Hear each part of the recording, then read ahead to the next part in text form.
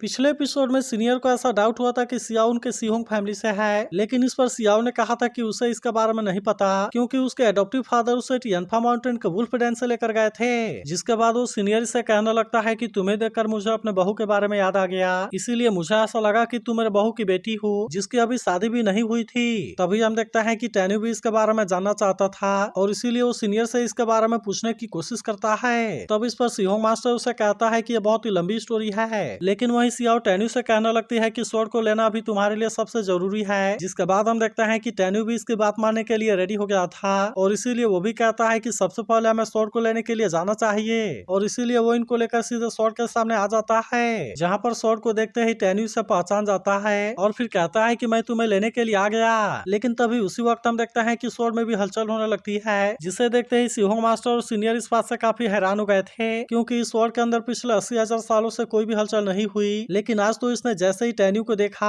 इसने तो तुरंत ही मूव करना शुरू कर दिया। वहीं उधर हम देखते हैं कि टैन्यू भी इसमें कोई देरी नहीं करता, इसीलिए वो भी इस पर अपने पावर का यूज करना शुरू कर देता है और अब इस तरह से हम देखते हैं कि वो इसे लेने के लिए रेडी हो गया था। जिसके बाद हम देखते हैं कि स्वॉर्ड भी तुरंत इसके पास में आ जाती है। तभी सीहोंग मास्टर बताने लगता है कि जोंगू फैमिली इस मैजिक स्वॉर्ड को हासिल करना चाहता था, जिसके बाद मैंने भी ऐसा नाटक किया कि मैं अपने ब्रदर की शादी वू सियाओ से करने के लिए एग्री हो गया हूँ, लेकिन आखिर में वो अपने किए गए वादे से मुकर गया और अब इसी वजह से हम देखते हैं कि इनकी फैमिली उस समय से काफी परेशान है। तभी सीनियर बताने लगता है कि मेरा छोटा बेटा वू सियाओ से बहुत ज्यादा प्यार करता है और इसीलिए हम प्रिजन से वू सियाओ के बाहर आने का वेट कर रहे हैं। वहीं हम देखते हैं कि इसके बारे में सुनकर जियान भी काफी परेशान हो गई थी और फिर वो भी कहने लगती है कि कहीं वो सियाओ की मदर तो नहीं है। तब इसके ऐसी बात सुनकर सियाओ अपने पास से किसी जेट फ्लूट को निकालती है और फिर इनसे पूछती है कि क्या आपने कभी ऐसे जेट फ्लूट को देखा है। तभी हम देखते हैं कि सीहोंग मास्टर तुरंत इसे पहचान गया था और फिर कहने लगता है कि ये तो येलो ब्लड फेरी जेड है और मुझे अच्छे से याद है कि मेरे ब्रदर ने इसे वू सियाओ को दिया था। तभी हम देखते हैं कि टैन्यू भी उसके पास में जाने के लिए रेडी हो गया था और इसीलिए वो सीनियर से पूछता है कि वो कहाँ है। जिसके बाद हम देखते हैं कि सीनियर भी तुरंत इसके लिए रेडी हो गया था और फिर इनको अपने छोटे बेटे के पास लेकर जाने के लिए निकल जाता है। इसके बाद हम देखते हैं कि वे सेंटियान के पास में आ जाते हैं, जहाँ पर सियाओ अपने हाथ में वो फ्लूट लेकर इसके पीछे जाने लगती है। तब इसे देखते ही सेंटियान इस बात से काफी खुश हो जाता है क्योंकि एक पल के लिए उसे ऐसा लगता है कि ये वू सियाओ है, मगर तभी वो जान जाता है कि ये तो वू सियाओ नहीं है। इसीलिए वो इससे पूछने लगता है कि तुम कौन हो और ये जेड फ्लूट तुम्हारे हाथों में क्यों है। अब इसके वजह से हम देखते हैं कि वो इसके बारे में सोचकर काफी परेशान होने लगा था और फिर कहने लगता है कहीं ऐसा तो नहीं कि वू सियाओ अब जिंदा नहीं है। तब इस पर सियाओ कहती है कि मुझे इसके बारे में ज्यादा कुछ नहीं पता, लेकिन जब मुझे वहाँ से उठाया गया था तो ये चीज मेरे पास में था और इस जेड फ्लूट के ऊपर जोंगू लिखा हुआ था। लेकिन वही हम देखते हैं कि सेंटियान को भी इसके बारे में ज्यादा कुछ समझ में नहीं आ रहा था और इसीलिए हम देखते हैं कि वो भी केवल फ्लूट को लेकर देखने लगता है। लेकिन तभी हम देखते हैं कि टैन्यू उनके ऊपर अपने किसी पावर का यूज करने के लिए रेडी हो गया था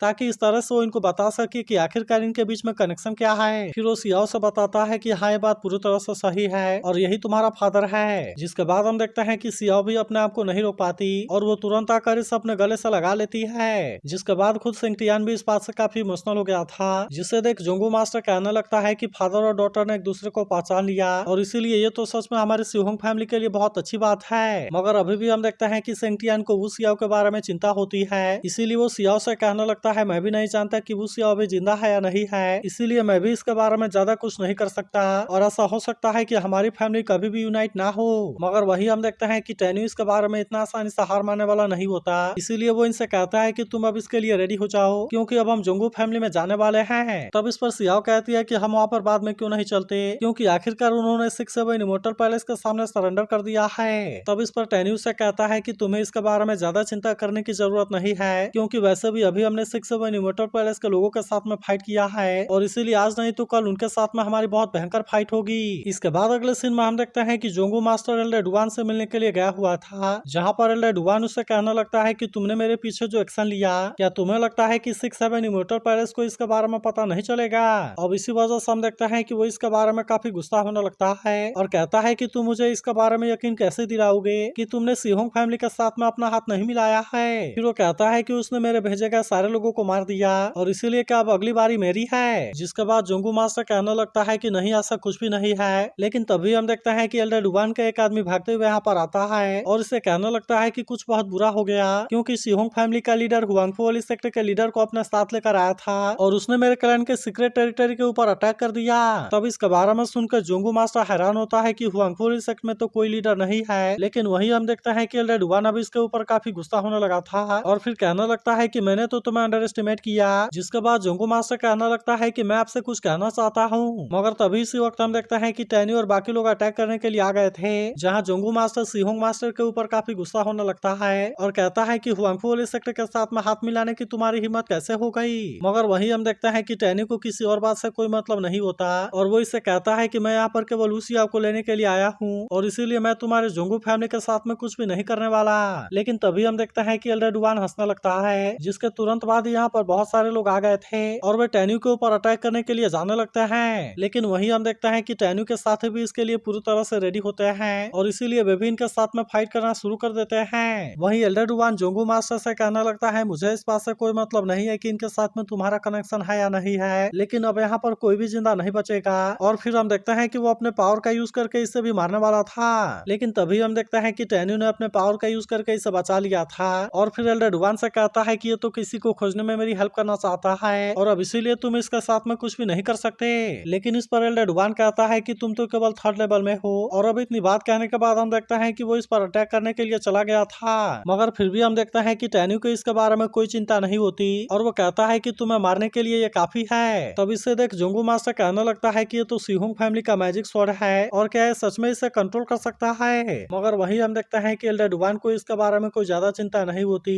इसीलिए वो अपने आप को इसके अटैक से बचा लेता है और हम देखते हैं कि टैन्यू अपने इस अटैक से इसका कुछ भी नहीं कर पाता। मगर इसके बाद हम देखते हैं कि वो पगोड़ा का यूज करके अटैक कर देता है, जिसके वजह से अब एल्डर डुवान इसके सामने कुछ भी नहीं कर पाता और फिर वो टैन्यू से कहने लगता है कि तुम मुझे इतना आसानी से नहीं मार सकते। वहीं अब उधर हम देखते हैं कि सियाओ जोंगू मास्टर के सामने आती है और तुरंत इससे पूछने लगती है कि मेरी मदर कहाँ है, लेकिन वहीं जोंगू मास्टर को इसके बारे में ज्यादा कुछ समझ में नहीं आता और इसीलिए वो इससे पूछने लगता है कि तुम कौन हो। मगर तभी हम देखते हैं कि टैन्यू अपने पावर का यूज करके इस पर अटैक करने के लिए रेडी हो गया था, जिसके बाद जोंगू मास्टर इसके सामने अपने जान के लिए भीख मांगने लगता है। फिर वो इनको बता देता है कि मैंने उसे कैद करके रखा हुआ है, जिसके बाद टैन्यू कहता है कि तुम हमें तुरंत वहाँ पर ले चलो। फिर हम देखते हैं कि सभी वू सियाओ से मिलने के लिए जाते हैं, जहाँ वू सियाओ को लगता है कि ये उसका ब्रदर जोंगू मास्टर है और इसीलिए वो कहती है कि मैं तुमसे कोई बात नहीं करना चाहती। लेकिन तभी सेंगटियानी से बताता है कि ये मैं हूँ, जिसके बाद इसके आवाज को सुनते ही वू सियाओ पूरी तरह से हैरान हो जाती है, क्योंकि इसे इस बात पर बिल्कुल भी यकीन नहीं हो रहा था। और फिर हम देखते हैं कि वो तुरंत इसे अपने गले से लगा लेती है। इसके बाद वो इसे कहने लगती है कि फाइनली तुम यहाँ पर आ गए, क्योंकि मुझे ऐसा लग रहा था कि अब तुम मुझे नहीं चाहते। जिसके बाद हम देखते हैं कि सेंगटियान भी इसे सॉरी कहता है, लेकिन वही सियाओ भी अब अपने आप को नहीं रोक पाती और फिर वो जेट फ्लूट को सामने लाते हुए कहती है कि मैं आपकी डॉटर हूँ। लेकिन अभी भी हम देखते हैं कि उस सियाओ को इसके बारे में समझ नहीं आ रहा था, जिसके बाद सेंगटियानी से बताता है कि ये हमारी डॉटर है और अब इसके बारे में सुनकर वो सियाओ भी इस बात से काफी हैरान हो गई थी। इसके बाद हम देखते हैं कि वो जेट फ्लूट को लेकर देखने लगती है और फिर इसे अपने गले से लगाते हुए कहती है मैं इस बात से खुश हूँ कि तुम अभी जिंदा हो। फिर वो इसे बताने लगती है कि मैं बचने के लिए टियानफा माउंटेन में भागी थी, लेकिन असल में उस समय मेरे पास में और कोई रास्ता नहीं था और इसीलिए मैंने तुम्हें वुल्फ के गुफा में रख दिया। लेकिन मुझे इस बात की खुशी है कि हंटर ने सच में तुम्हें बचा लिया। तभी सेंगटियान इनके पास आकर कहने लगता है कि अब हमें घर चलना चाहिए, क्योंकि आखिरकार अब हमारी फैमिली रियूनाइट हो गई। जिसके बाद हम देखते हैं कि वुसी अभी तुरंत इसके लिए रेडी हो जाती है, मगर वही हम देखते हैं कि जोंगू मास्टर इसके सामने अपने जान की भीख मांगने लगता है और फिर वो वुसिया से कहने लगता है मुझे पता है कि मैं गलत हूँ, लेकिन प्लीज तुम इसके लिए मुझे माफ कर दो। तब इस पर वुसिया से कहती है कि जब से तुमने मुझे यहाँ पर लॉकअप किया था